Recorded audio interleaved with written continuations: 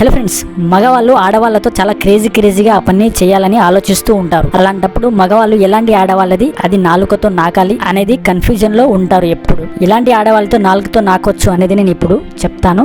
వీడియోని ఫుల్ గా చూడండి, మీకే అర్థమవుతుంది. స్త్రీ పురుష వశీకరణం మరియు సంభోగ వశీకరణం చేయబడును. శ్రీ కనకదుర్గ భద్రకాళి జ్యోతిషాలయం. ఎటువంటి పర్సనల్ సమస్యలున్నా ఆ సమస్యలకు నివారణ చేయబడును. ముఖం చూసి చెయ్యి చూసి ఏ సమస్యలకైనా ఫోన్ ద్వారానే జ్యోతిష్యం చెప్పబడును. మా యొక్క బ్రాంచులు చాలానే ఉన్నాయి. మీ పనులు కాకపోతే డబ్బులు తిరిగి ఇవ్వబడును.